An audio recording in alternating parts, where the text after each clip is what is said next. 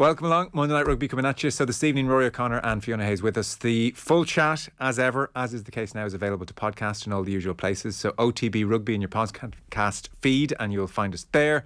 Just to give you a taster, here is Rory and Fiona talking about some of the controversy around the Ulster La Rochelle game at the weekend.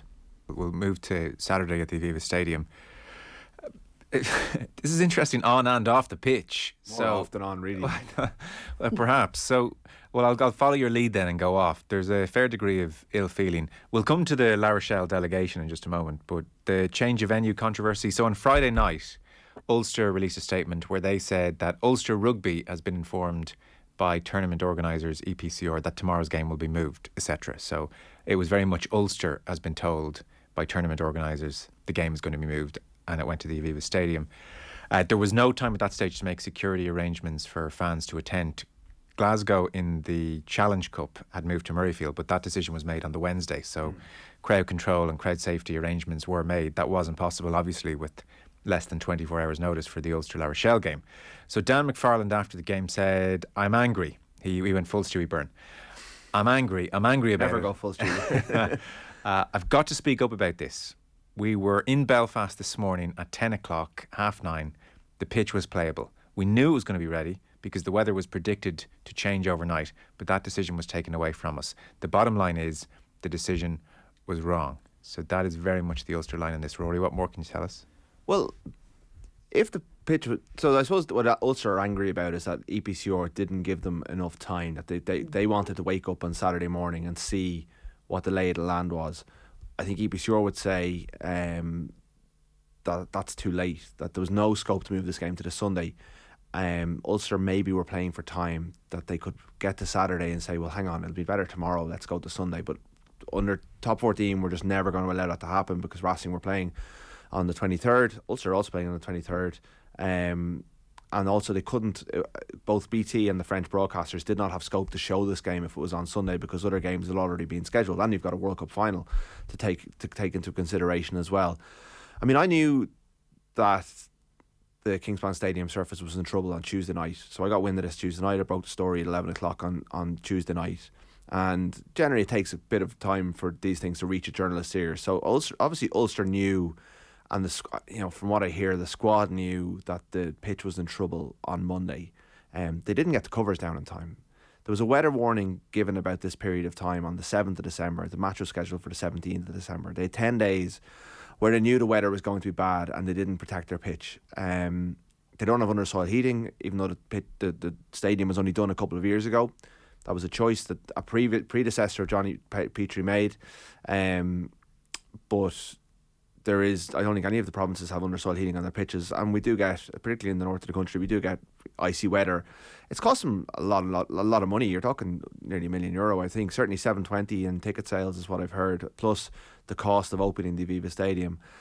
If they'd made the call on Tuesday when they knew they were in trouble and the pitch was frozen and the thaw wasn't guaranteed, they could have probably put on buses down. They could have made this look like Munster and moving the game last year because of the concert.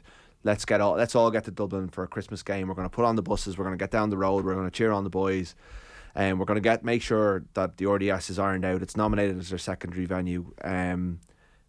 But what I'd like to understand, and Ulster haven't answered this question yet, is when did they get the covers down and what stage was the pitch at that point? And also, why was the RDS not ready for an even behind closed doors? I believe it was nearly always going to be behind closed doors because they left the call so late that it was just they didn't have the infrastructure in place to get the RDS ready. But if it is your nominated secondary ground, how is there not a contingency plan that says, right, if Ravenhill's off, we can play the game in our secondary ground like this. This is all ready to go. You know, how much do the RDS know about what Ulster have down as their secondary ground and all of those sort of things? So I've limited enough sympathy for Ulster in this case because it's up to them to have their pitch ready, to have it. I believe 60% of it was unplayable on Friday night when Luke Pearce did the inspection. They wanted to delay it till the next morning. EPCR said we can't take that chance because we need this game to go ahead. Otherwise, it would be 28-0 to La Rochelle. It was no Sunday. It was 28-0 to La Rochelle, and that's why the game was ultimately moved. And then the RDS, they couldn't seem to get the RDS available at all. The RDS had its own issues. Apparently, the pitch was barely playable on Friday night, but they ended up in the Aviva with I was going to say no one there, but nearly no one there. And just this horrible throwback to COVID that none of us ever want to see again. An empty stadium and fake crowd noise. That sound just chills my bones. That horrible. It's triggering. Yeah, it really was. It's like PTSD kicked in for all of us. My Yeah. God, are we back here? There was, though, the La Rochelle delegation. I mean, this is just great stuff, really. So La Rochelle had 100 or so delegates, many of whom were wearing scarves and supporting the team.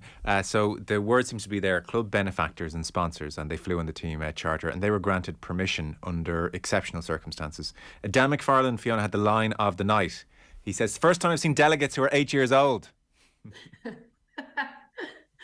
Absolute quality. You stayed right. But sure, what do you expect from the French teams? They're always going to try and get away with something.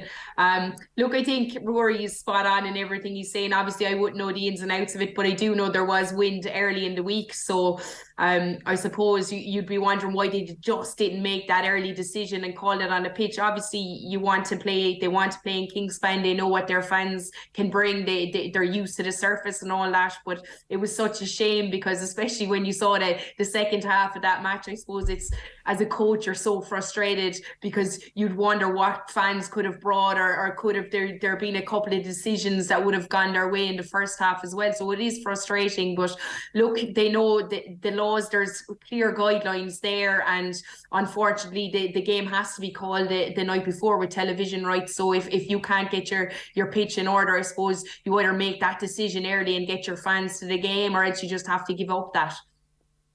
Rory, have the 8-year-old delegates been identified? Are they? I think you're right. They're basically the backers of the club who came over on the club charter for the big trip to Belfast before Christmas, and they were all in Belfast. And the president was like, "I want these guys in, or you're paying for them, because we've paid for them to come over. As it's on you." So, Ulster were like, they probably had a case. If the compensation was on the table and you were going to go to a court, or you can let these people in, they played hardball basically, and they had to let them in. So it wasn't a great look for anyone. Like, the whole thing isn't a great look for anyone. And it doesn't, even it reminds me a lot of the Leinster situation last year with the Montpellier game, where COVID got into the Leinster camp. Everyone knows how COVID got into the Leinster camp. It got into the Leinster camp.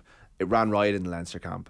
They didn't have enough players to get in the plane. They claimed they did. EPCR claimed they didn't. There was meeting, and eventually they called it off and gave a 28-0 game to Montpellier. And Leinster have been singing from the rooftops ever since that they were in the right and EPCR screwed them. And Leo Cullen's still bringing it up. But ultimately, Leinster Leinster allowed people to go to a wedding, and COVID got into their camp. So it's the same thing. The easiest thing to do in the world is kick the tournament organisers, because they're fairly faceless. They sound like a kind of a all-powerful, faceless organisation, but really they're just a conglomerate of the three leagues that the teams play in. And this was within Ulster's control to control themselves. That no one would have noticed the 150 delegates if they were in a crowd of 14,000 Ulster fans. That was unfortunate. I think that was a poor look, and it didn't reflect well on anyone, the fact that the boys were, or even O'Carroll just patrolling around the stadium as if he owned it. And he was in a different seat every 5 minutes. I thought. Oh, it was a masterclass. It was. I thought that was just again just the fact that he played there. It was his home ground at one stage. He was just behaved as it was his back garden, and he was he was overseeing a training session. This is my town. Exactly. It was that it gave it a layer of something different. And Andy Farrell sitting there in his home, Mick Carney, the Ireland manager. It was so weird and so unusual, and it was so at odds with everything else we saw across the sporting world at the weekend. The colour, the pageantry, all the stuff that goes with it. I really hope it's the last behind closed doors. I mean, it won't be. There'll be something else that crops up, but it was grim and it was avoidable. I think that was the big thing. There you are. That was just a taster of Monday Night Rugby this evening. That was Rory and Fiona. The full conversation is available to podcast wherever you get your rugby. Just search OTB Rugby and you'll find the full chat, the full Monday Night Rugby there.